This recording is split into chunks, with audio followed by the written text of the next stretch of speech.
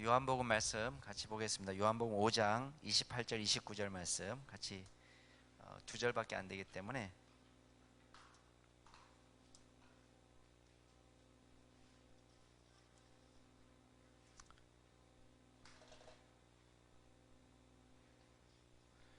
요한복음 5장 28절 29절 두 절이니까 같은 한 목소리로 우리 같이 읽겠습니다. 요한복음 5장 28절에서 29절 말씀까지 우리 한 목소리로 읽겠습니다. 이를 놀랍게 여기지 말라. 무덤 속에 있는 자가 다 그의 음성을 들을 때가 오나니 선한 일을 행한 자는 생명의 부활로 악한 일을 행한 자는 심판의 부활로 나오리라. 아멘. 우리 지난주 교재를 다 못 다뤄서요. 102페이지에 여러분이 가진 교재 102페이지 보시면 그 성도의 죽음, 위로와 안식 거기 나옵니다. 부자와 나사로의 비유를 지난주 우리 다 못했는데 우리 지난주 교재 없으신 분 혹시 있으시면은 손을 들어서 표해 주시면 여기 박미희 성도님도 갖다 드리시고 예.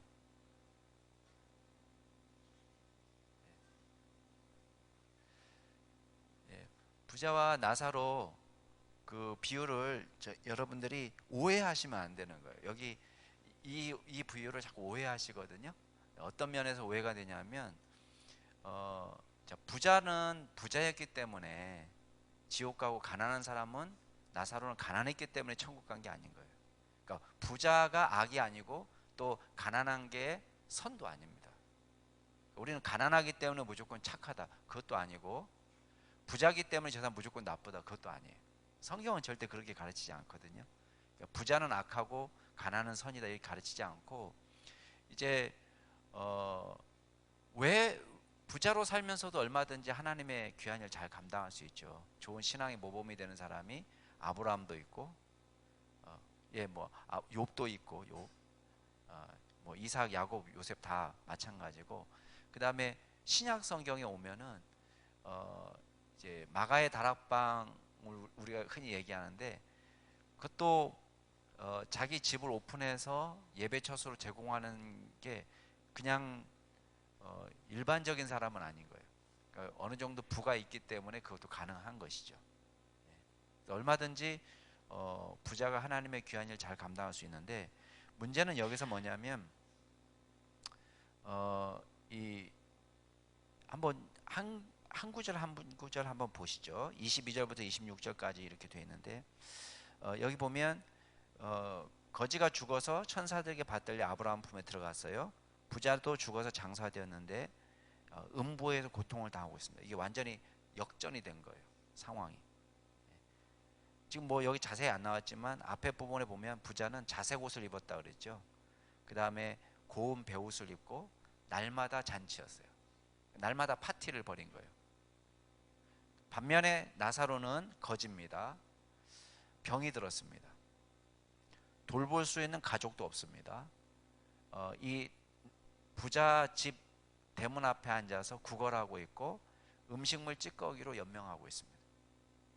완전히 다른 거예요. 근데 죽었을 때도 장례식 규모도 달랐겠죠. 부자의 장례식은 엄청 화려했을 거예요, 그죠? 관, 엄청 비싼 관 썼을 거예요. 예. 뭐 장례식 한번 치러보신 분들은 알겠지만 다 돈이죠. 예. 관이 어떤 거냐 따라서 달라지고 수위를 어떤 걸 정하느냐에 따라서 달라지고 이게 다 돈인 거예요. 다 돈. 근데 이 부자는 어마어마한 장례식을 치렀을 거예요. 또 아마 모르긴 해도 우리식으로 하면 이제 그 나라는 뭐 비석 막 세우는 그런 또 문화는 우리하고 좀 다르지만은 우리식으로 하면은 막 비석도 엄청 좋은 돌로 비석을 만들었을 거예요. 그러나 반면에 이 나사로는 무명의 거진 거예요. 우리는 성경에서는 부자의 이름은 모르지만 거지 나사로의 이름을 알잖아요. 근데 실제로 세상에서는 그러지 않았을 거예요. 부자의 이름은 알려져 있었겠지만 이 거지의 이름은 몰랐을 거예요. 사람들이 잘 뭐 뉴스에 나온 적도 없고. 그러나 지금 상황이 완전히 역전된 거예요. 거지는 아브라함의 품에 있고 이 부자는 음부에서 지금 고통을 당하고 있다는 거예요. 그랬더니 부자가 말하죠. 아버지 아브라함이요, 나를 긍휼히 여기셔서 나사로를 보내어 그 손가락 끝에 물을 찍어서 내 혀를 서늘하게 하소서. 내가 이 불꽃 가운데에서 괴로워하나이다. 우리가 보통 지옥을 타는 불이 있는 곳으로 묘사를 할 때에 이 근거가 여기 이 본문이 그 근거가 됩니다. 뜨거운 불에 막 뭐 고통을 당한다 할 때 우리가 지옥을 정확하게 묘사를 못하지만 지금 이 음부 가운데서 너무 불꽃 가운데서 괴로워하고 있다는 거예요. 그랬더니 25절 말씀 보세요. 아브라함이 말합니다. 야, 넌 살았을 때 좋은 것을 받았지만 나사로는 고난을 받았어. 이걸 기억해. 이제 그는 여기서 위로를 받고 너는 괴로움을 받는 거야. 그뿐 아니라 우리와 너 사이에 큰 구렁텅이가 놓여 있어서 너에게 건너갈 수도 없고 거기서 건너올 수도 없어. 이렇게 얘기하고 있습니다. 그러니까 쉽게 말하면, 자, 여기서 몇 가지 중요한 단어를 뽑을 수 있죠. 하나는 역전이죠. 역전. 상황이 역전된 거예요. 그 다음에 이 역전된 상황이 영원하다는 거예요. 영원.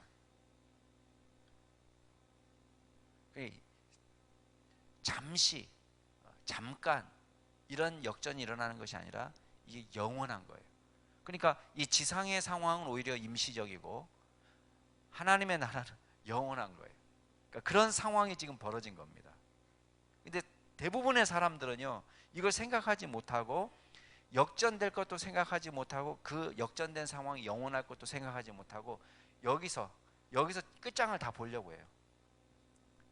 하나님을 위해서 헌신하는 것도요, 굉장히 아까워하면서 합니다. 아까워하면서. 주님 나라 위해서 일하는 것도, 주님을 위해서 헌신하는 것도 큰 마음 쓰는 것처럼 하고 있지만 사실은 우리가 단견적이라는 거죠. 지금 당장밖에 못 본다는 거예요. 근데 이게 지금 상황이 역전돼서 영원하고 있는데, 여기 지금 제가 다 지면 때문에 기록은 못했지만 누가복음 16장을 한번 펴보시기 바랍니다.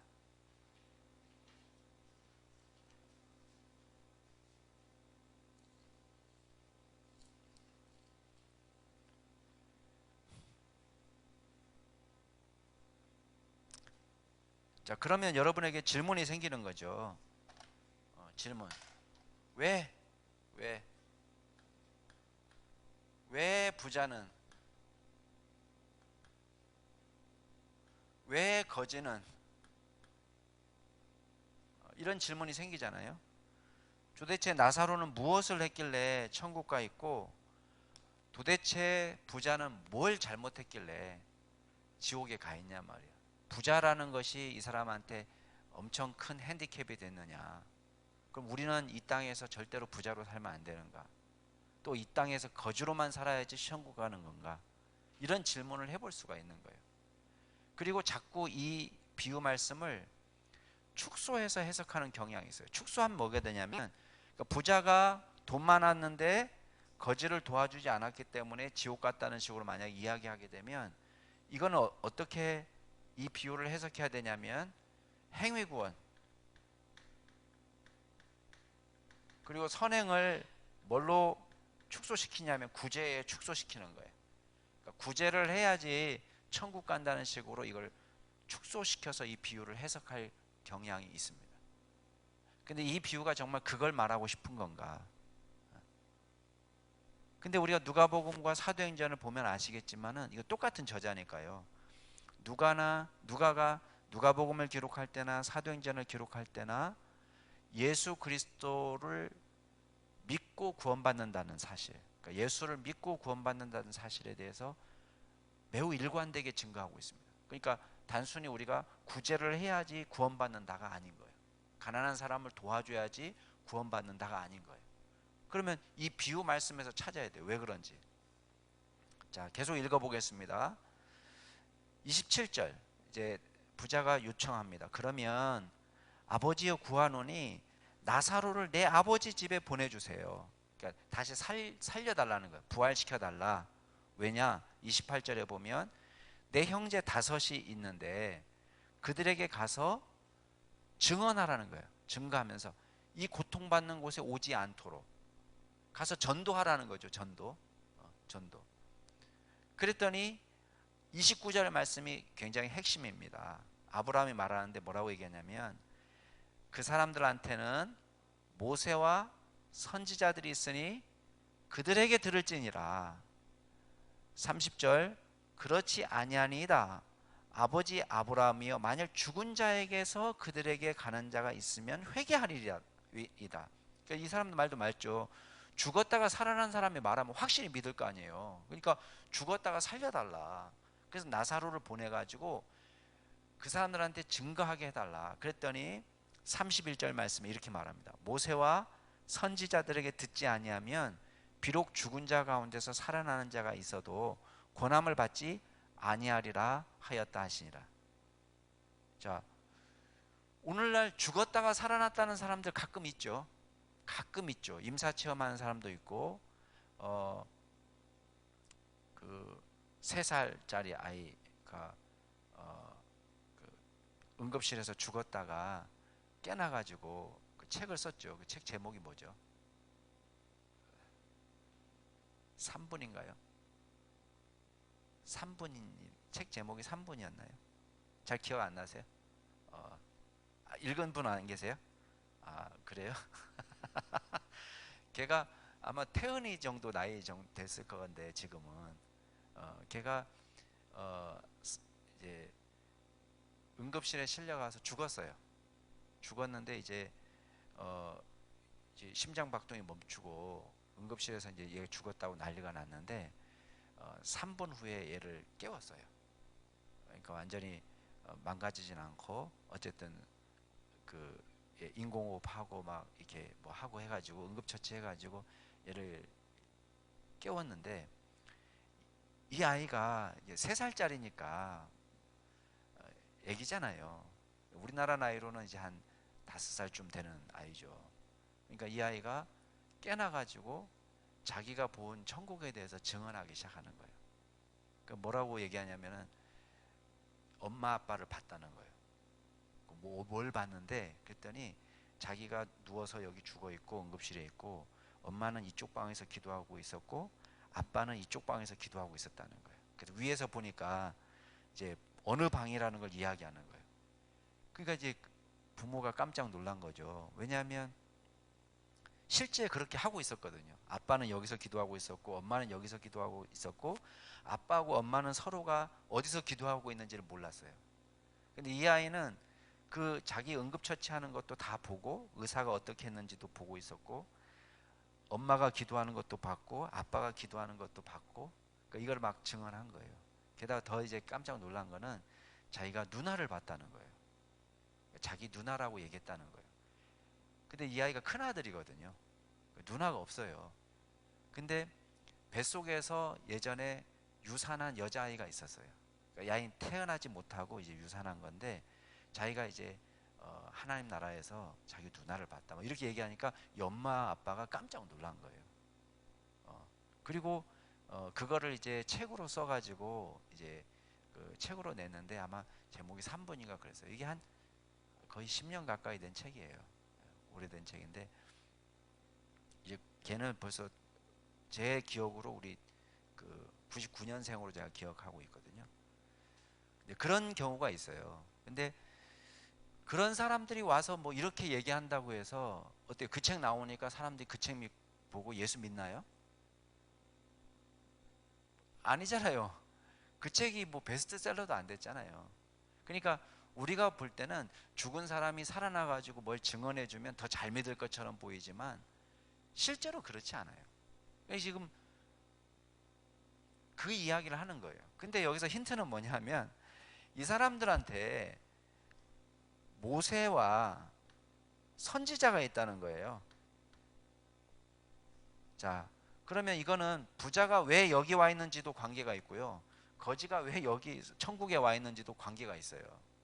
그러니까 지금 부자가 지옥에 간 이유는 이 지상에 있을 때 모세와 선지자가 한 이야기에 대해서 믿음이 없었다는 거죠. 그리고 지금 남아있는 부자의 5 형제도 이 부자와 선지자들이 있기 때문에 이 사람들한테 들으면 된다. 아니요, 죄송합니다. 모세와 선지자가 있기 때문에 이 사람들한테 들으면 된다. 그러면 모세와 선지자는 뭘 의미하는 단어예요? 모세와 선지자는 뭐예요? 성경이에요, 성경. 예. 성경을 일컬을 때 유대인들은 이렇게 말한단 말이에요. 모세와 선지자들. 여기 하나 더 붙이면 시편의 글 이렇게 붙일 수 있습니다. 근데 그냥 모세와 선지자만 해도 유대인들은 성경을 일컫는 관용어예요. 그러니까 그 사람들한테는 뭐가 있다는 거예요? 성경이 있다는 거예요, 성경이. 그러니까 지금 부자가 여기 와 있는 이유는 모세와 선지자의 말씀대로 믿지 않았다는 거예요. 그러면 단순히 성경은 이게 윤리적인 가르침이라고만 생각하면 안 됩니다.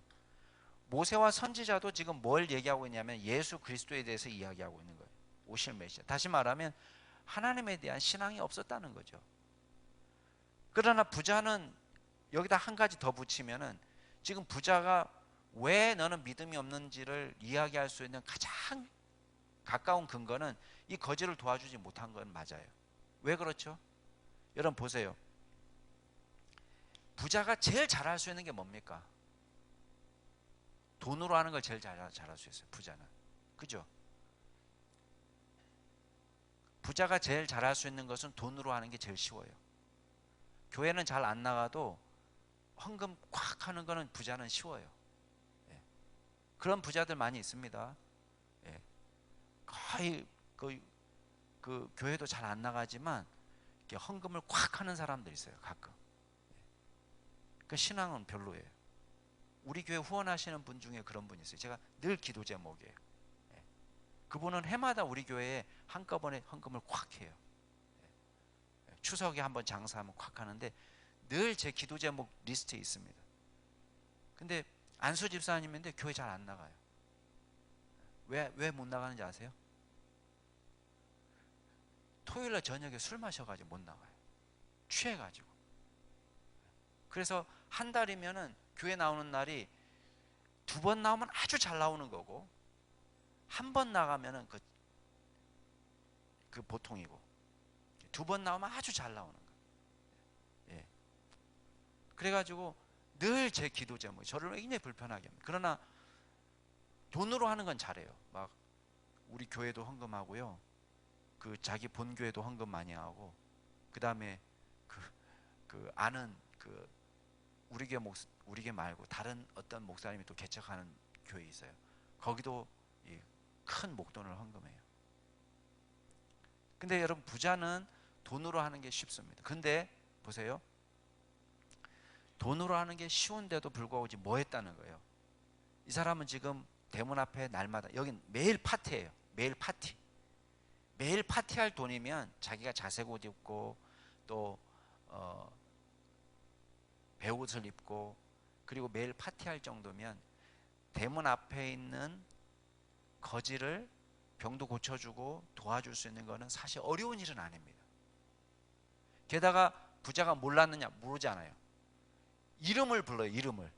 보세요. 여기 뭐라고 불러요? 부자가 뭐라고 부릅니까? 예. 여기 보면요. 24절 보세요. 24절. 아브라함이요 나를 긍휼히 여기사 나사로를 보내요 이렇게 얘기합니다. 그 옆에 있는 사람 보내요 이렇게 안 합니다. 멀리서 보면서 나사로를 딱 보고는 이름을 불러요. 이름을. 나사로를 보내요 이렇게 얘기합니다. 그러니까 그 대문 앞에서 구걸하고 있는 그 거지를 알고 있었다는 거예요? 몰랐다는 거예요? 알고 있었다는 거예요. 이름도 알고 있었어요. 이름도. 그러면 이게 지금 부자가 할 수 있는 믿음의 가장 내가 믿음을 가졌다 했을 때 가장 잘할 수 있는 일부터 안 한 거예요. 그러니까 나머지는 보지 않아도 부자로서 할 수 있는 가장 쉬운 일부터 안 한 사람이기 때문에 이 사람 나머지 거는 봐도 보지 않아도 돼요. 보지 않아도. 하나님 제대로 믿지 못한 거예요. 그래서 우리가 이 구절을 단순히 구제로 축소시켜서 해석하면 안 됩니다. 이 사람한테 모세와 선지자가 있었지만 하나님의 말씀이 있었지만 그 말씀을 경홀히 여기고 하나님을 경홀히 여기고 하나님을 제대로 믿지 않은 것입니다. 자, 그 다음 구절을 한번 같이 읽어볼까요? 죽은 후에 부자와 나사로의 상황 거기 같이 읽어보겠습니다. 시작. 죽은 후에 부자와 나사로의 상황은 완전히 역전되었다. 나사로는 참된 안식과 평안을 누리고 있다. 상호 역전된 처지는 영원히 지속된다는 사실을 기억하라. 그렇다면 우리에게 질문이 생긴다. 이 부자는 왜 음부에서 고통하고 있는가? 단순히 부자였기 때문이 아니라 모세와 선지자들, 즉 성경의 권함을 듣지 않고 하나님을 불신했기 때문이다. 이게 중요합니다. 이게. 그래서 여러분들이 이 비유를 해석할 때에 지나치게 축소해서 해석하지 않도록, 환원주의로 해석하지 않도록 여러분들이 주의하셔야 되고요. 그 다음 페이지 넘어가면 그리스도께서 영혼을 주관하시듯 육체도 주관하신다. 이건 이제 오늘 성도의 부활에서 이야기할 거기 때문에 여기서 길게 다루지 않겠습니다. 그러면 영혼이 이제 부활을 입지 않고 영혼으로 이제 존재하는 거는, 이거는 영원한 건 아니고요. 언제까지냐면 부활하기 직전까지만 그렇습니다. 부활하기 직전. 부활한 다음부터는 우리가 영원히 부활의 몸을 입고 신령한 몸을 입고 부활하게 되어서 온전한 영화를 누리게 된다. 그래서 영화라는 개념을 물론 이제 작은 의미로 해석하면 우리가 죽을 때 영화된다 이렇게도 보지만, 이제 이 영화를 이야기할 때 온전한 의미는 부활까지 포함한 의미입니다. 부활까지 포함해서 최종적으로 구원의 완성은 부활의 몸을 입을 때까지. 자, 104페이지로 넘어가겠습니다. 성도의 부활. 자, 지난 주일에 제가 설교했습니다마는 부활의 도는 현대인에게만 아니라 고대인에게도 믿기 어려운 거라고 그랬죠. 그래서 사도행전 17장은 바울이 아테네에서 선교한 때인데 32절 같이 읽어보겠습니다. 시작. 그들이 죽은 자의 부활을 듣고 어떤 사람은 조롱도 하고 어떤 사람은 이 일에 대하여 내 말을 다시 듣겠다 하니. 자, 보세요. 지난주에 제가 비시디아 안디옥 설교할 때도 말씀드렸죠. 근데 여기도 아테네이기 때문에, 아테네는 고대 히랍 철학의 중심지잖아요. 근데 그곳에 가서 부활을 증거하면 어떤 일이 벌어질지를 너무 잘 알고 있는 거예요, 바울은. 왜냐하면 이 사람도 그리스 철학을 배운 사람이기 때문에. 근데도 가가지고 뭘 전했어요? 예수님의 십자가와 부활을 증거한 거예요. 왜 그렇습니까? 이게 복음의 핵심이기 때문에 그래요. 이거 놓치지 않습니다. 그러니까 아테네에서 어떤 일이 벌어졌어요? 죽은 사람이 부활한다는 말을 듣고 당연히 조롱하죠. 그건 이 사람들한테 걸림돌인 거예요. 그래서 조롱도 하고, 근데 진지한 사람도 생기죠. 어떤 사람은 야, 다시 한번 이 문제에 대해서 다시 한번 너 말을 듣겠다, 이렇게 이야기하는 사람도 생겼어요. 그래서 어떤 사람은 이 아테네 설교를 바울 선교의 실패의 전형적인 모습이다라고 주장하는 사람도 있습니다. 그러나 그렇지 않아요. 아테네 설교를 통해서 믿지 않는 사람도 물론 많지만 적지 않은 사람이 믿었어요. 그건 달라진 거죠. 그 다음에 디모데후서도 같이 한번 읽어볼까요? 시작. 진리에 관하여는 그들이 그릇되었도다. 부활이 이미 지나갔다 하므로 어떤 사람들의 믿음을 무너뜨리는다. 예, 디모데후서에 보면 이단이 나왔습니다. 이단, 후메네오와 빌레도라는 이단이 출현했는데요. 이 사람들이 이 에베소 교회를 돌아다니면서 굉장히 사람들을 미혹하고 어지럽히는 거예요. 근데 이 이단 사설 중에 대표적인 게 뭐냐면 부활은 이미 일어났다는 거예요. 그러니까 이 사람들은 부활을 육체의 부활로 생각하는 것이 아니고 정신적인 부활로 생각하는 거예요. 영혼의 부활. 그러니까 쉽게 말하면 이런 거죠. 예수님이 돌아가셨지만, 이 사람들 주장은 그런 거예요. 오늘날도 그런 사람들이 있습니다. 예수님의 부활이라는 것은 다른 걸 말하는 게 아니다. 육체적 부활을 말하는 것이 아니고 예수님의 사랑하라는 정신, 원수를 내 몸같이, 이웃을 내 몸같이, 또 원수까지도 사랑하라는 그 예수님의 정신이 제자들에게 흘러 들어가 가지고 제자들이 그 정신을 갖고 하나님 나라 운동을 벌였기 때문에 예수님은 제자들의 마음속에 살아있는 것이다, 이렇게 주장하는 사람도 있어요. 현대 신학자들 중에 그런 사람도 있습니다. 근데 그런 비슷한 주장인 거예요. 그래서 이미 부활은 일어난 거야. 부활이라는 게 다른 게 아니야. 예수님의 정신대로 우리가 살아가는 게 부활이야. 이런 식으로 주장하면서 사람들의 마음을 어지럽히는 이단들이 생긴 거예요. 그걸 말하는 것입니다. 디모데후서 2장 18절에. 자, 마가복음 12장도 같이 한번 읽어볼까요? 시작. 부활이 없다는 사두개인들이 예수께 와서 물어 이르되. 예. 그래서 예수님 당시에 종교 분파들이 있습니다. 유대교 분파 안에 여러 가지 있는데 이제 그 중에서 우리가 성경에 나와 있는 대표적인 건 뭡니까? 바리새인이 있죠. 바리새인. 그 다음에 사두개인이 있습니다. 그 다음에 우리가 성경에는 나오지 않지만 이제 뭐 요세푸스의 글이라든지 그 당시에 그 유대 랍비들의 글을 보면 나오는 그런 분파가 있는데 그 사람들이 에세네파라는 사람들이 있어요. 에세네파. 이 사람들은 이제 보통 광야에서 금욕 생활하는 사람들입니다.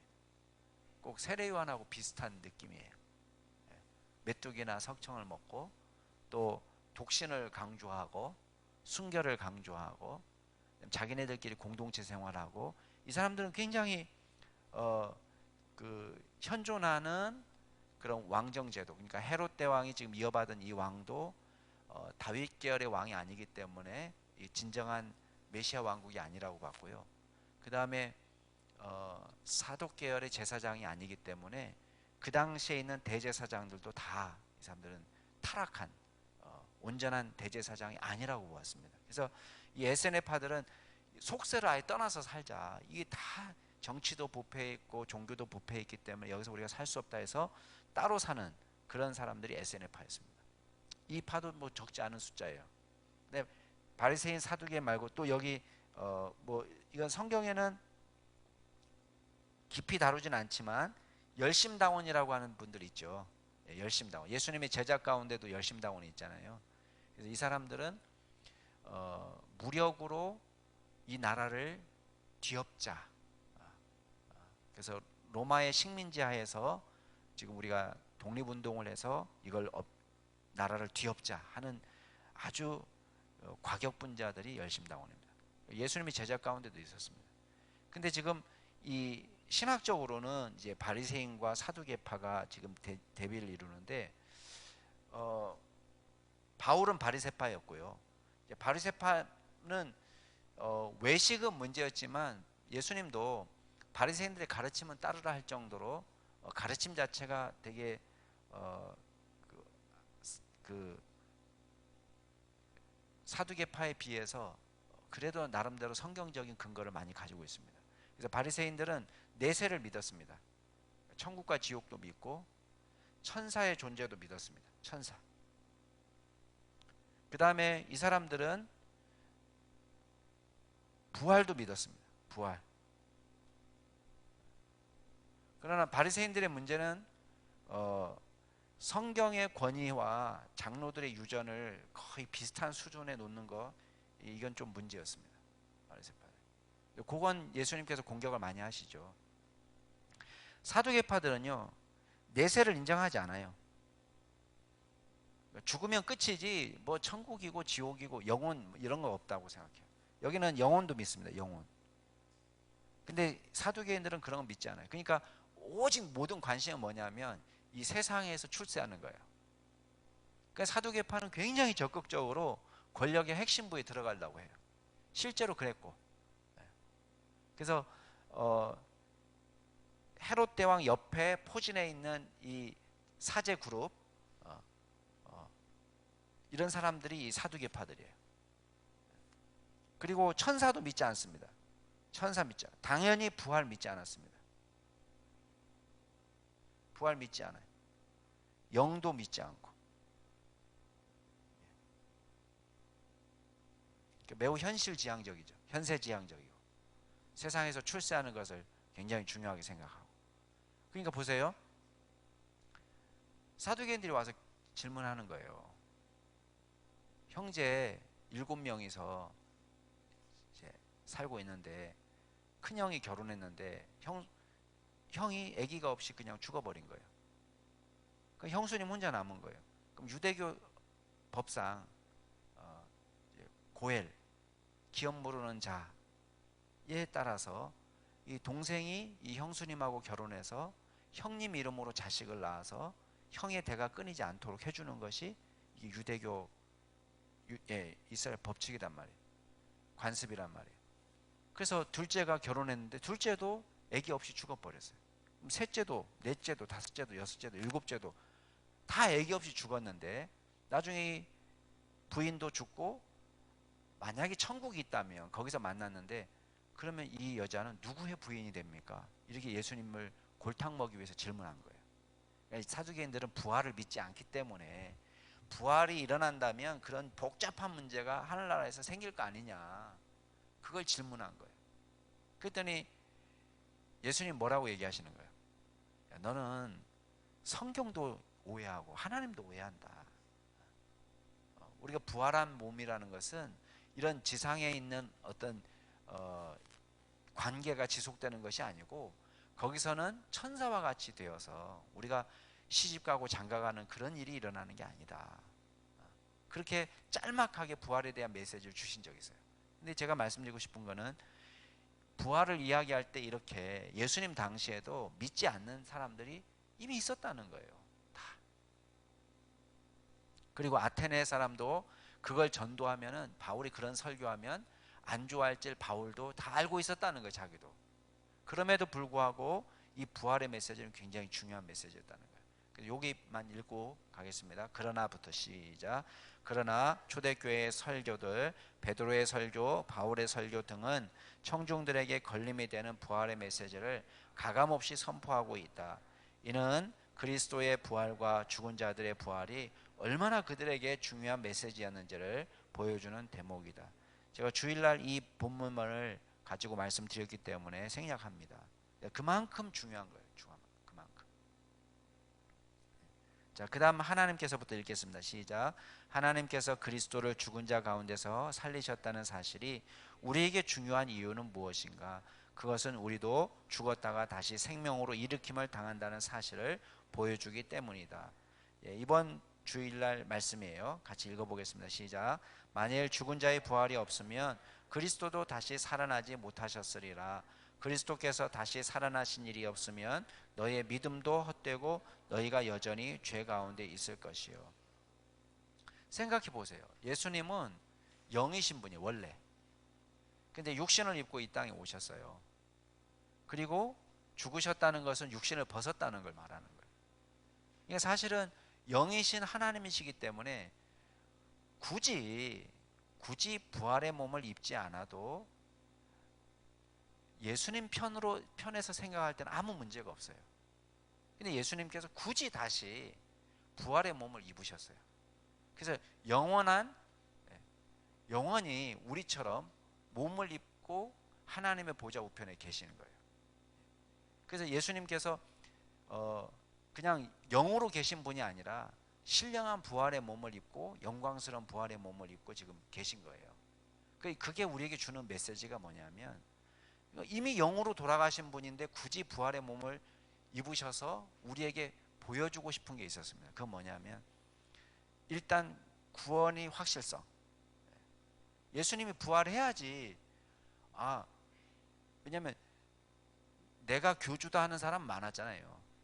우리나라에도 박태선 씨를 비롯해서 내가 재림주다 하는 사람이 많았지만 이 사람들은 다 죽고 장사 지낸 바 된 거예요.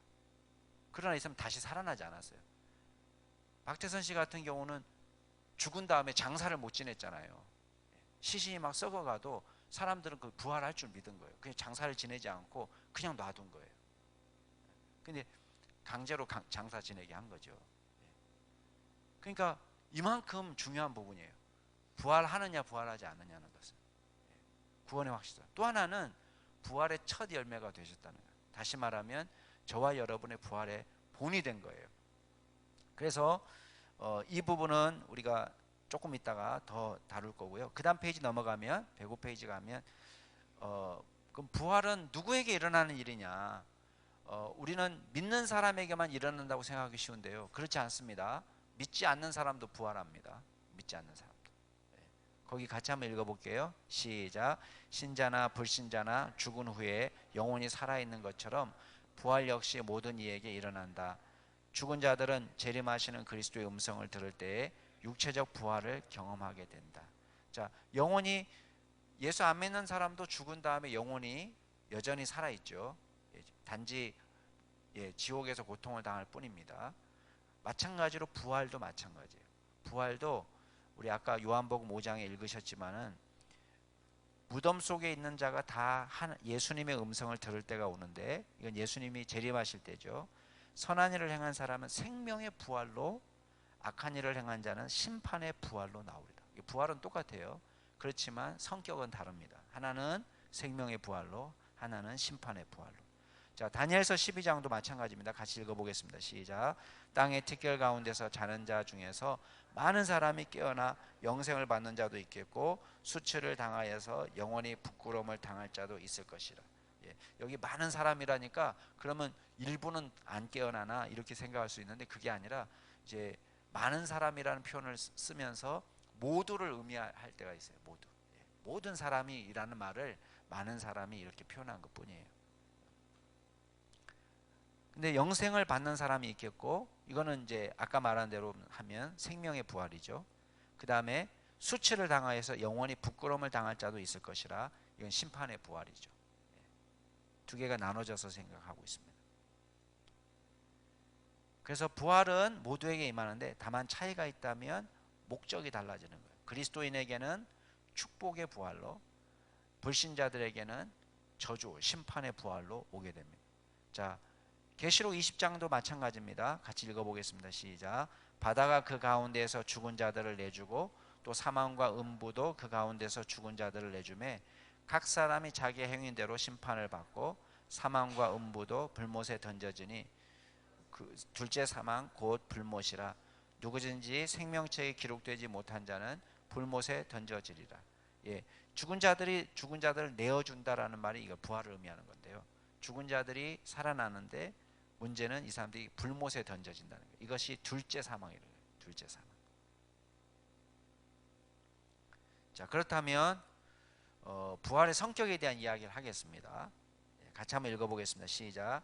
신불신을 막론하고 부활에 있어서 예외가 없지만 부활의 성격은 차별이 있을 것이다. 그러나 성경은 불신자의 부활에 대하여 자세히 언급하고 있지 않다. 성경은 신자를 위한 책이기 때문이다. 불신자들에 대해서는 다만 영원한 형벌을 받게 될 것이라는 정도의 언급만 있다. 반면에 성도들이 입게 될 부활의 몸에 대해서는 자세히 설명하고 있다. 여기서는 성도들이 경험하게 될 부활에 대해서만 다루도록 하겠다. 성경 자체가 신자들을 위한 거기 때문에 불신자들은 심판을 받는다. 아까 말한 것처럼 불못에 던져진 자 정도로 설명하고 있지 더 자세히 언급하고 있지 않아요. 그러나 이제 성도들의 부활에 대해서는 자세히 언급합니다. 물론 이 부분에 대해서는 우리 고린도전서 이번 돌아오는 주일에도 말하고, 그 다음에 한 주 더, 그러니까 2주 더 이제 부활에 대한 이야기할 거기 때문에 뭐 여기서 자세히 다룰 필요는 없는데요. 그래도 짤막짤막하게 넘어가면은 첫 번째는 육체의 부활이라는 거예요. 육체의 부활. 거기도 같이 한번 읽어보겠습니다. 시작. 우리의 부활은 정신적 혹은 사상적 부활이 아니라 몸의 부활이다. 부활하신 예수는 부활의 성격을 보여준다. 자, 예수님이 부활하실 때 잠자는 자들의 첫 열매가 된다고 했죠. 그게 지금 고린도전서 15장 20절 말씀이에요. 그러니까 첫 열매라는 것은 보세요. 누구의 첫 열매냐면 잠자는 자들, 그러니까 우리식으로 얘기하면 죽은 자들의 첫 번째 부활의 케이스다. 물론 이제 죽은 자가 살아난 경우가 물론 성경에 있었죠. 언제 있었습니까? 엘리야 선지자도 살린 적이 있고요. 그 다음에 그 예수님께서도 3명씩이나 살린 적 있잖아요. 나사로도 살렸고 또 나인성 과부도 살렸고 야이로의 딸도 살리고.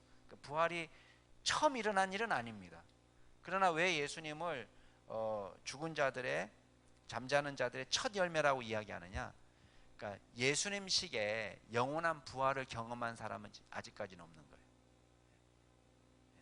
우리가 앞으로 입게 될 부활의 그 모습으로 부활하신 분은 예수님밖에 없는 거예요. 아직까지. 다 나머지 사람들은 살아났다가 다시 죽은 거예요. 그 사람들도 아직 죽어 있는 것이지 진짜 우리가 앞으로 경험하게 될 부활을 경험한 사람은 아직까지 없는 거예요. 그렇기 때문에 예수님을 부활의 첫 열매라고 이야기합니다. 그 다음에 빌립보서 3장 21절 보면 뭐라고 되어 있어요? 같이 읽어볼까요? 시작.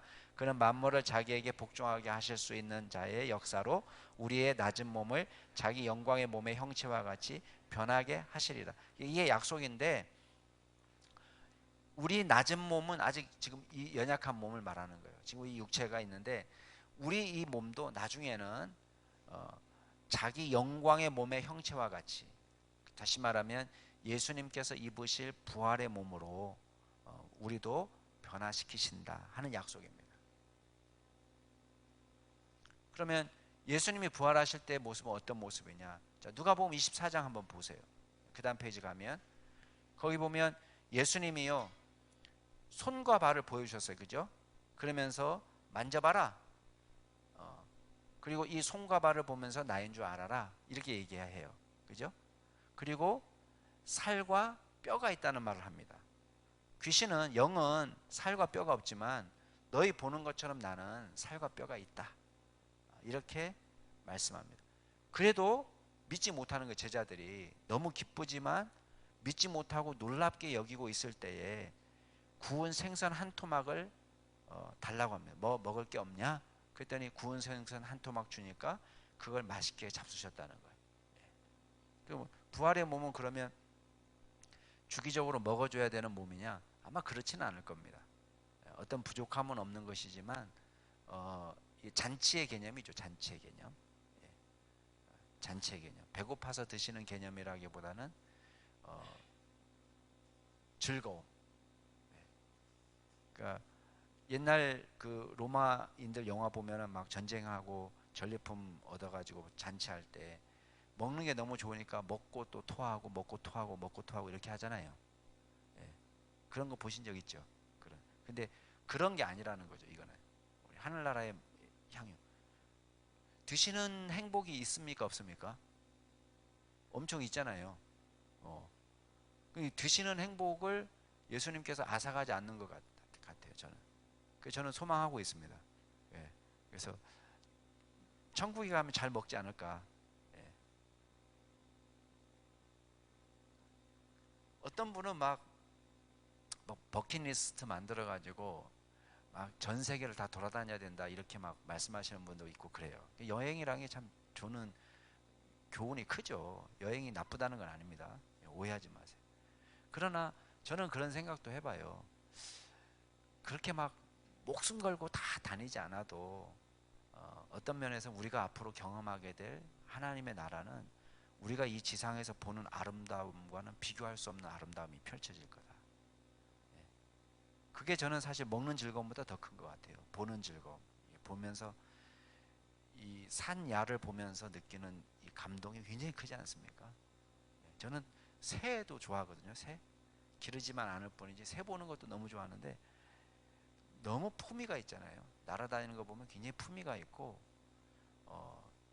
까마귀도 이 동네 까마귀 많아서 너무 좋은데 저는 까마귀도 굉장히 품위가 입만 안 열면 품위가 있어요.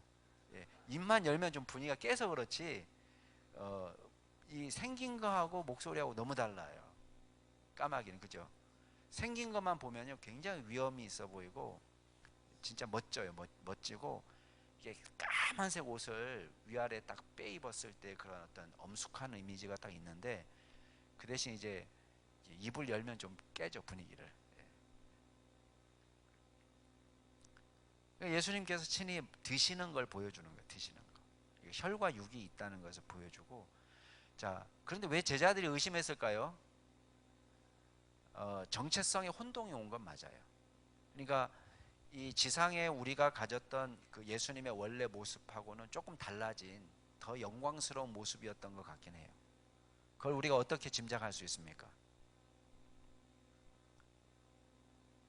일단 엠마오로 가는 두 제자가요 예수님과 같이 대화하면서도 이분이 예수님이라는 것을 잘 몰랐어요. 그리고 막달라 마리아도 예수님을 보고 있지만 예수님을 어떻게 이해를 했죠? 동산지기인 줄 알았다 그랬어요. 그러니까 분명히 예수님이 그 예수님인 건 맞는데 그 예수님과 어제 저녁에 같이 식사했던 예수님과 이게 매칭이 잘 안 되는, 그러니까 정체성은 동일하신 인물이지만 그러나 더 영광스러운 몸으로 변했다는 걸 알 수가 있어요. 마치 10년 만에 만나면 이건 좋은 쪽으로 아니라 야 너 너무 많이 늙었다 야 길에서 만나면 모르겠다 야 그거랑 똑같은 거예요. 근데 이번엔 거꾸로죠. 워낙 영광스러운 모습으로 변했기 때문에 이게 예수님이라고 말씀하시니까 예수님이구나 이렇게 됐지, 이거를 그냥 보면 몰랐던. 그래서 예수님이 손과 발을 보여주는 거예요. 야 이거 봐라. 그 엊그제 십자가에 달려 죽었던 그 자국이야. 그 자국. 그거 보여주는 거예요. 그래서 정체성을 유지하는데 우리도 마찬가지입니다. 여기 보면 고린도전서 15장 36절 거기도 한번 읽어볼까요? 시작. 어리석은 자여 내가 뿌리는 씨가 죽지 않으면 살아나지 못하겠고 또 내가 뿌리는 것은 장래의 형체를 뿌리는 것이 아니요 다만 밀이나 다른 것의 알맹이일 뿐이로되 하나님이 그 뜻대로 그에게 형체를 주시되 각 종자에게 그 형체를 주시느니라. 예, 이 몸 형체라는 말을 굉장히 강조하죠. 그래서 몸이라는 거 육체성을 굉장히 강조하는 단어입니다. 그러니까 이게 왜 중요했냐면 고린도는 헬라 사회잖아요. 그리스 사회이기 때문에 몸의 부활에 대한 믿음이 약할 수밖에 없어요. 그러니까 그거를 지금 강조해서 가르쳐 주는 거예요. 그러니까 어떤 면에서 우리가 덕을 보는 거예요. 고린도 성도들이 그냥 군말 없이 그냥 아멘해서 믿었으면은 바울이 이런 얘기 할 필요가 없었을 거예요. 근데 이 사람들이 의심이 많았기 때문에 일부러 바울은 또 이렇게 아주 상세하게 써서 보내야 될 필요가 있고 우리도 그 덕을 보는 거예요. 우리만 믿음이 없는 게 아니라 얘네들도 믿음이 없었구나. 근데 오히려 그것 때문에 더 자세히 설명해 줄 수 있는 근거가 된 겁니다. 자, 그러면서도 마태복음 10장에 가면요. 누구든지 사람 앞에서 나를 인정하면 나도 하늘에 계신 내 아버지 앞에서 그러니까 천상에서 그를 인정한다. 그러니까 지상에 있는 나와 천국에 있는 나는 같은 사람인 거예요. 그러니까 모습은 달라지지만 정체성을 유지하는 거죠. 자, 계시록에 나와 있는 예수님의 정체성, 예수님의 모습은 더 달라요. 그때 보면은 사도 요한은 사실 예수님의 12제자잖아요. 누구보다도 예수님하고 가까이 지냈던 제자고 마지막 만찬석상에서도 예수님의 품에 기대어 가지고 예수님께 은밀한 질문을 할 정도로 예수님과 사도 요한은 매우 긴밀한 관계지만 요한복음에 보면 예수님이 등장할 때 뭐라고 표현하냐면 인자 같은 이라고 표현합니다. 그러니까 인자 같은 게 뭐냐, 딱 보니까 저 예수님이구나 라는 걸 알았어요. 근데 왜 인자 같은 이라고 하냐면은 예수님은 예수님인 것 같은데, 그런 말이에요. 예수님인 것 같은데 묘사가 되는 거 보면 전혀 다른 굉장히 영광스러운 모습으로 그러니까 막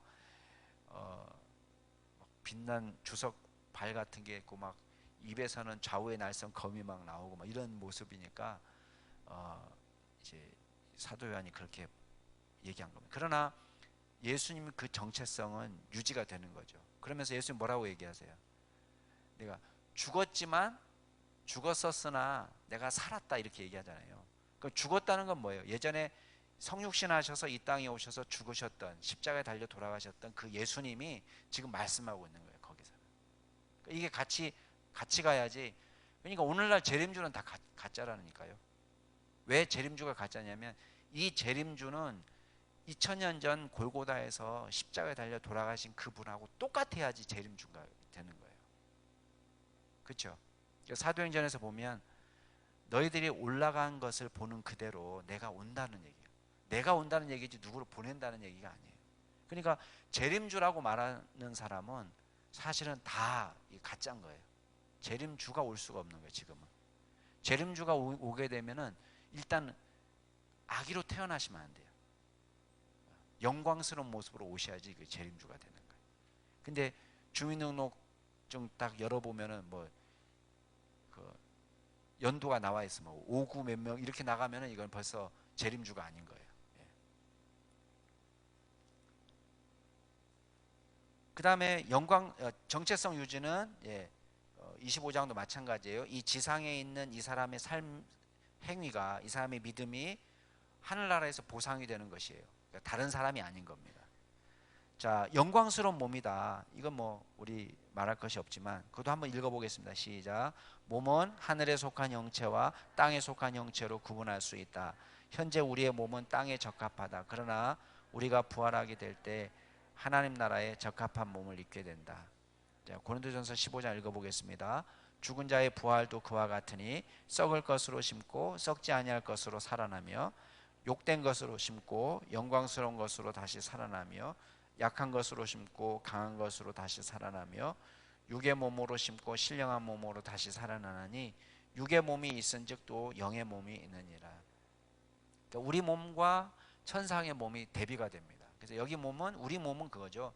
썩을 것이고 욕된 것이고 약한 것이고 육의 몸이란 말이에요. 약하다는 것은 다른 게 아니죠. 병들기 쉽고 다치기 쉽고 상처나기 쉽고, 이게 우리 약한 몸입니다. 또 부패하죠. 부패할 수밖에 없죠. 아무리 멋들어지게 생겼어도, 아무리 영화배우라도 우리가 세상을 떠나게 되면 그 몸이 영원하게 간직되는 게 아닙니다. 뭐 미라로 만들 수는 있지만 그러나 그거는 억지로 방부제 넣어가지고 보존하는 것 뿐이지. 그러나 육의 몸은 왜 육의 몸이에요? 육의 몸이라는 것은 죄에 취약한, 유혹에 취약한, 죄에 사로잡혀 있는, 죄성이 여전히 있는 그런 몸이라는 거예요. 그러나 이게 달라지는 거죠. 그래서 우리는 자, 영광스러운 몸을 볼 때, 야, 우리가 어떻게 영광스럽게 바뀔 거냐? 전혀 우리하고는, 영광하고는 거리가 먼 것처럼 보이지만, 그래서 이 바울이 비유를 하나 들어주는 거예요.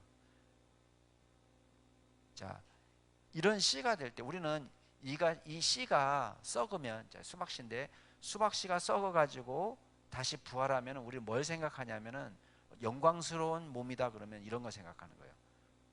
조금 더 커지고 더 튼튼해지고 껍질이 두꺼워진 이런 씨를 생각하는 거예요.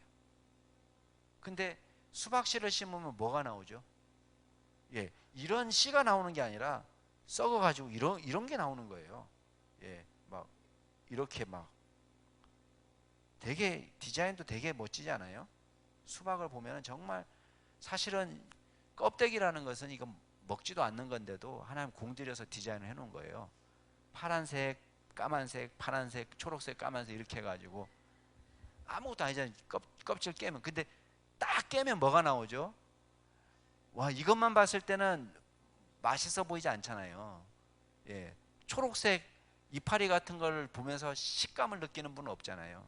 근데 쫙 쪼개니까 그 안에 뭐가 나와요? 새빨간 게 나오는 거예요. 새빨간 게. 그러니까 식욕을 확 자극하죠. 예. 그래서 이 수박씨하고는 전혀 상상할 수 없는, 그런 게 막 나오는 거예요. 그래서 우리는 우리 몸을 심었을 때, 바울은 그런 얘기를 하는 거예요. 우리 욕된 몸을 심었을 때에 우리는 살아도 그냥 뭐 이거 비슷한 어떤 그런 정도로 생각하지만 실제 그렇지 않은 거예요. 굉장히 우리가 감히 상상할 수 없는 영광스러운 몸을 입게 되는 거예요. 여러분의 상상에 맡길 수밖에 없습니다. 저도 뭐 본 적이 없기 때문에. 그러나 그걸 생각하시면 돼요. 수박씨, 여러분들이 복숭아씨 투박한 거 심었는데, 복숭아씨는 또 되게 딱딱하잖아요. 이건 씹어 먹을 수도 없잖아요. 복숭아 그냥 밖에 겉에 이렇게 싸져 있는 것 자체가 굉장히 딱딱하니까 우리가 생각할 때는 엄청 무슨 땅콩 같은 열매가 나올 것 같지만 복숭아는 또 완전히 또 다르잖아요. 완전히 달라요. 복숭아는 정말 군침 도는데 진짜 맛있죠. 근데 우리의 상상을 초월하는 게 막 나오는 거예요. 우리 그걸 자연스럽게 보지만은 이게 자연스러운 게 아닌 거예요. 그러니까 우리 부활의 몸도 마찬가지다. 그 다음에 페이지 넘어가면 영원한 복락을 얘기하는데요. 여기 보면 계시록 21장에 보면 사망도 없고 애통도 없고 곡하는 거 아픈 것도 없고 생명수 샘물이 목마른 자에게 값없이 주어지고 이걸 얘기하니까 어떤 분들은 아니 뭐 사망도 없고 애통도 없고 곡하는 것도 없고 그냥 너무 지루하고 재미없는 그런 천국이 계속 펼쳐지지 않을까 이렇게 보는데 지금 21장 이 계시록을 받아보는 사람한테 가장 큰 문제는 뭐냐면 순교하고 핍박이 지금 도미티안 황제 때라고 보잖아요. 그러니까 도미티안 황제 때 예수 믿는다는 이유만으로 사자에게 먹히고 죽어서 불에 태움을 받고 계속 숨어서 동굴 같은 데서 햇볕도 보지 못하고 숨어서 지내면서 아프고 병들고 또 붙잡히면 고통당하는 사람한테의 가장 위로가 되는 메시지인 거예요. 이거는. 그래서 사망이 없다. 지금은 눈물이 너무 많고 그냥 슬픈 일이 너무나 많고 억울한 일이 많고 막 복장 터지는 일이 많지만 그때는 그런 곡할 일도 애통하는 일도 아픈 일도 없다. 이게 그 당시 이 계시록을 받아든 사람한테 하나님 나라에 대해서 가장 절실한 그런 느낌으로 다가오는 거예요. 그러니까 어떤 면에서는 우리는 너무 좋은 시대에 살고 있으니까 이거 뭐 지루해가지고 이거 살겠나? 우리 막 돈 내가지고 일부러 막 높은 데서 떨어지는 거 경험하잖아요. 돈 내가지고 번지 점프하고 막 돈 내가지고 그 자이어 드롭인가요? 뭐 그런 거 타고 막 그거는 죽는 거 연습하는 거 아니에요. 죽을 때 그 짜릿한 쾌감 위에서 막 떨어지면서 하다가 살았다 이걸 경험하는 거거든요. 그걸 돈 내가지고 경험하는데 그 당시 사람들한테는 이게 리얼이었던 거예요. 리얼. 그러니까 사망이 없고 곡하는 것이 없고 애통이 없고 이건 이 사람들한테 너무 위로가 되는 거죠. 근데 막 우리는 지루해가지고 돈 내가지고 한번 죽음을 경험해봐야지 막 이러고 이제 그런 거죠. 근데 우리가 생각하는 것만큼 하나님이 재미없으신 분이 아니에요. 그죠? 왜냐하면 주님이 우리를 만드셨는데 우리 되게 재밌잖아요. 사람들 되게 재밌죠. 예. 엄청 재밌잖아요. 토이스토리 제가 아직 안 봤습니다만은 그런 거 상상해내는 거 보면 너무 재밌단 말이에요. 기발하고 그러니까 창의력이 있고. 근데 하나님의 창의력은 우리의 창의력과는 비교할 수 없는 창의력인 거예요. 그러니까 하나님 나라가 엄청 지루할 거다. 저는 토이스토리 4보다도 훨씬 재미있는 분이라고 저는 생각합니다. 그러니까 여러분들 그런 걱정하지 마시고 못 들어갈까 걱정하세요. 다른 거 걱정하지 말고 재미없을까봐 걱정하지 말고 우리는 여기 앉아가지고 막 재미없으면 어떡하지? 들여보내줘도 안 들여보내. 그럴 수도 있는데 하나님은 너 같은 거 오지 마 이렇게 할 수도 있어요. 그러니까 우리가 걱정할 건 뭐냐면 내가 예수 잘 믿어서 천국 꼭 들어가고야 말겠다 이렇게 해야지 재미없을까봐 들여보내줘도 내가 생각해보고 들어갈게요. 가 아니란 말이에요. 우리는 그렇게 하면 안 된단 말이에요. 자, 결론. 첫 번째 같이 읽겠습니다. 시작. 부활이 어떻게 이루어질 것인지에 대해서 아직도 우리는 모르는 것이 너무 많다.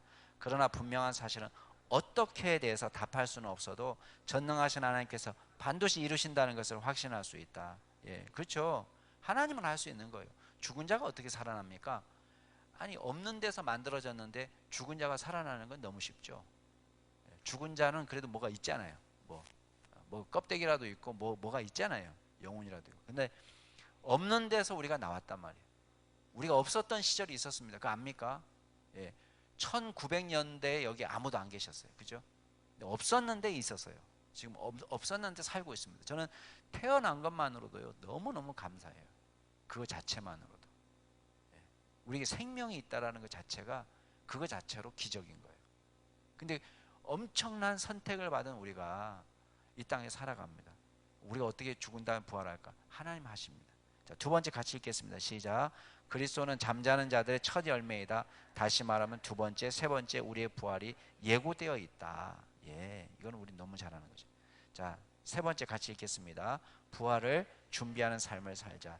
자, 자, 15장 58절. 이 부활장의 마지막 교훈이에요. 같이 읽어보겠습니다. 시작. 그러므로 내 사랑하는 형제들아, 견실하며 흔들리지 말며 항상 주의 일에 더욱 힘쓰는 자들이 되라.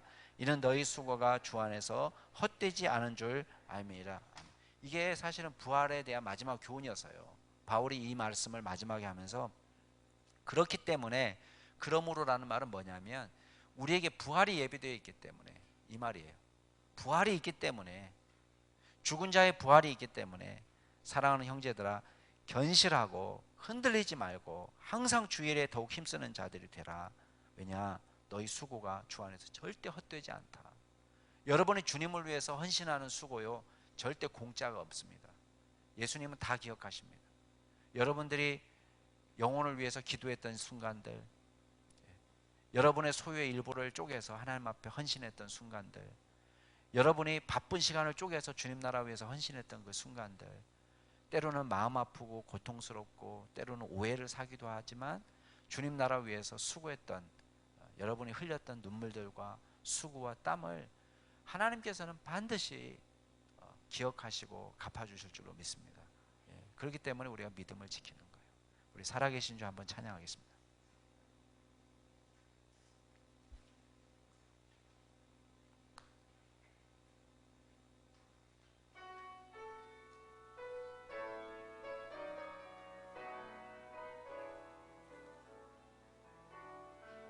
주 하나님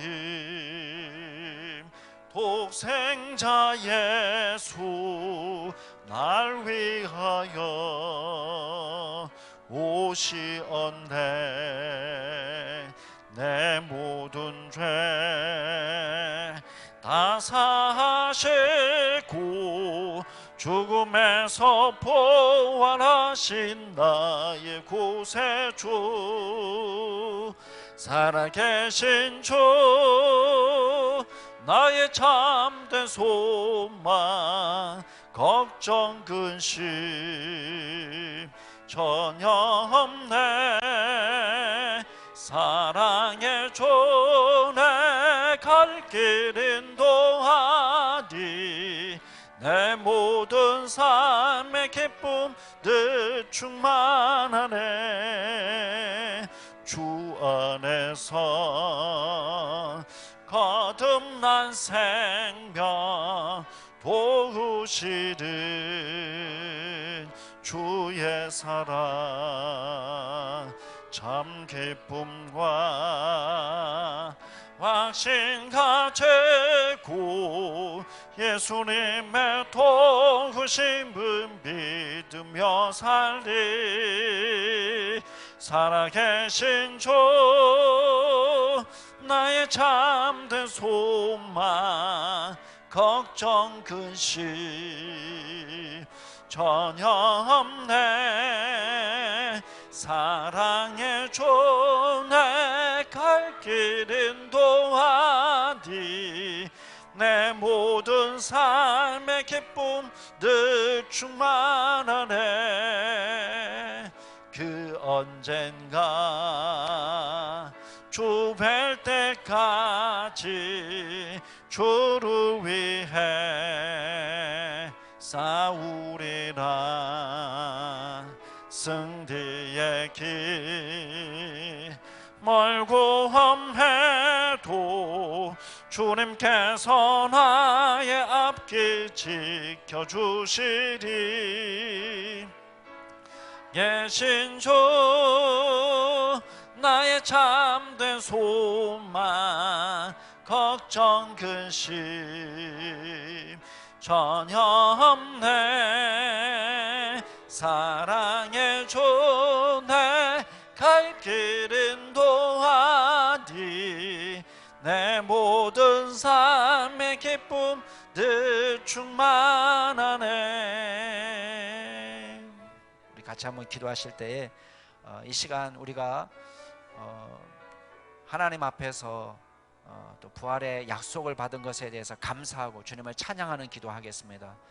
특별히 주님께서 우리 영혼을 불쌍히 여겨주셔서 이 땅에서 사는 동안에 부활을 확신하고 또 우리가 부활을 준비하며 이 땅에서 견실한 믿음의 삶을 살아갈 수 있는 은혜 달라고 우리 감사하는 기도와 더불어서 우리가 믿음으로 살아갈 수 있는 힘을 달라고 같이 통성으로 기도하시겠습니다.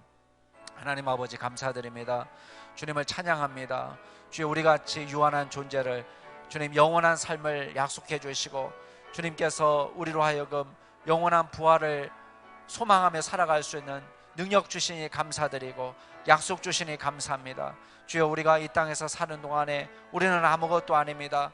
우리가 죽어서 썩어져서 없어질 존재이지만 하나님께서 우리에게 긍휼을 베풀어 주셔서 우리에게 생명을 주신 것처럼 우리가 아무것도 아닌 것이지만 이 땅에 나게 하신 것처럼 우리에게 영원한 생명을 약속하여 주시니 감사를 드립니다. 주여 우리는 연약합니다. 우리가 다 감히 그리스도의 부활을 또 우리의 육체의 부활을 다 이해할 수 없고 다 상상할 수도 없지만 영광스러운 몸으로 우리를 나게 하시고 주여 육된 것으로 심고 신령한 것으로 나게 하신다고 하시고 부패한 것을 심고 또 썩지 않을 것을 입게 하신다고 약속하셨습니다. 또 약한 것으로 심고 강한 것으로 저희들에게 허락하신다고 약속해 주셨습니다. 주여 그 약속을 믿고 찬양하며 감사하며 믿음 생활할 수 있도록 도와주시옵소서. 아버지 하나님 이 땅에 살아가는 동안에 우리가 마치 이 세상밖에 없는 것처럼 살게 하지 않게 하여 주옵소서. 주님 나라 위하여 헌신하는 믿음의 종이 될 수 있도록 도와주시옵소서. 아낌없이 헌신할 수 있는 주의 종이 될 수 있도록 도와주시옵소서. 주여 종말론적인 신앙을 갖고 살게 하여 주시옵소서. 우리가 가장 잘할 수 있는 것으로 주님 나라 위하여 일할 수 있도록 도와주시옵소서. 하나님 이 땅에 사는 동안에 우리의 믿음이 흔들리지 않도록 도와주시고 주님께서 원하시는 정도, 주님께서 원하시는 바른 길을 걸어갈 수 있는 저희들 될 수 있도록 주님께서 인도하여 주시옵소서. 하나님 그리하여 날마다 주께서 공급하시는 위로와 평강을 이 땅에서도 누리며 또 하늘나라에서 온전히 누릴 수 있는 저희들 될 수 있도록 은혜도 하여 주시고 주님과 동행하는 믿음의 종이 될 수 있도록 주여 인도하여 주옵소서. 우리 남양주 중심께 속한 모든 믿음의 종들이 주님과 동행함으로 하나님께만 영광 올려드리는 귀한 역사가 나타날 수 있도록 주여 인도하여 주시옵소서. 주님께 모든 영광과 찬양 올려드리며 예수님의 이름으로 기도드렸습니다. 아멘. 하나님 아버지 감사드립니다. 우리가 연약하고 능력이 없지만 저희들에게 영원한 생명을 약속해 주시고 또 저희들로 하여금 부족하고 욕되고 추하고 부패하고 연약한 몸을 입고 살아가는 저희들에게 정말 영원히 썩지 않는 신령하고 영광스러운 강한 몸으로 약속해 주시니 감사를 드립니다. 그 부활의 은혜를 늘 소망하며 이 땅에서 믿음을 지키며 살게 하여 주시고 흔들리지 않는 믿음 갖고 이 땅에서 살게 하시며 주님 나라 위하여 헌신하고 주님 나라 위하여 우리의 자신을 드리는 것을 조금도 아깝게 생각하지 않고 믿음으로 살아갈 수 있는 저희들 되게 하여 주시옵소서. 감사드리며 모든 말씀 예수 그리스도의 이름으로 기도드리옵나이다. 아멘.